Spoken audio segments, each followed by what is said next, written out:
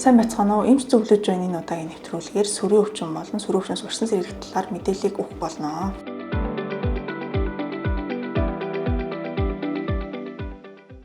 За, Дэлхийн эрүүл мэндийн байгууллага нь жил болгон 3 сарын 24-нийг сүрээтэй тэмцэх дэлхийн өдөр болгон зарласан байдаг. За, энэ өдрийн хүрээнд цонгойрхон нэгдсэн эмнэлэг маань сүрээ диспансер нь ард иргэдийн дундах мэдлэг хандлагыг сайжруулах болон урьдчилан сэргийлэх хүсэлтүүдийг тогтмол хийж байна. Монгол улсын хэмжээнд цонгойрхон дөрвөг маань сүрийн өвчлөлөөрөө хүсэл өндөртэй дөрвүүдийн нэгт ордог. За, сүрийн өвчнөөс хэрхэн урьдчилан сэргийлэх вэ гэхээр өрөөний агаар жуултыг өдөрт 1-2 удаа тогтмол сэлгэх.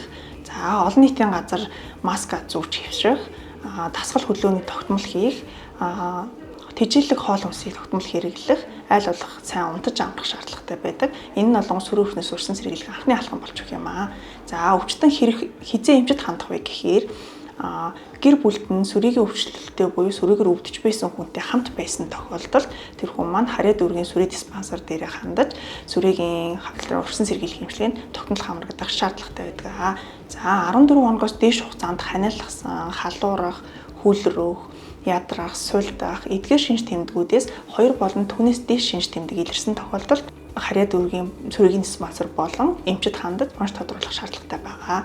За, мөн ард иргэд маань ажлын хүнд нөхцөл гэж ярьдаг. Агарын сэлгэлт муутай орчин, за тоос тоосонцортой орчинд ажилладаг, дамаа нөгөө уул уурхад ажилладаг хүмүүс маань жилд 2-оос доош удаа урьдчилан сэргийлэх үйлчлэгт хамрагдах шаардлагатай байгаа. За, Монгол улс маань олонгод яг энэ жил 3 сарын 24-ний тохиолдуулаад Монголын сүрээтэй тэмцэх нийгэмлэг, сүсний солонгосын үндэсний сүрийн нийгэмлэг болон Монголын өрхийн ангаа ухааны мэргэжилтийн холбоотой нэгдээд төсөл хөтөлбөрүүдийг хэрэгжүүлж байгаа. Энэ төсөл хөтөлбөрийн хүрээнд болон сүрийн урьдчилан сэргийлэх үзлэг болон эрт илрүүлэх, онцлог эмчилгээний чадварын хүрээгээр сайжирч байгаа гэж үзэж байгаа.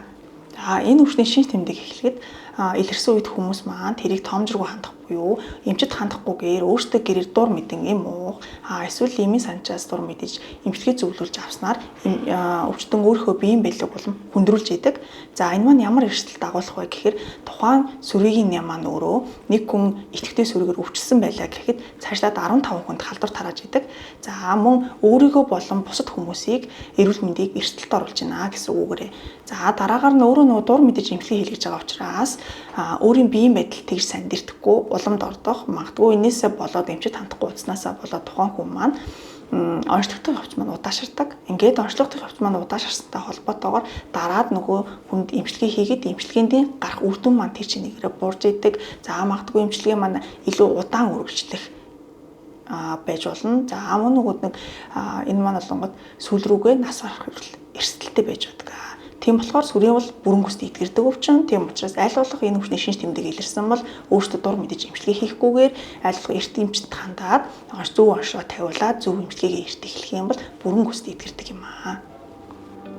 Хэрвээ энэ өвчний шинж тэмдэг илэрсэн бол өөрийгөө болон хайртай дотны хүмүүсийг хамгаалж аль болох эрт эмнэлгийн байгууллагт үзүүлж зөв онш тавиулж эмчилгээгээ эрт эхлэхийг уриалж байна. Бид сүрийг устгах чадна.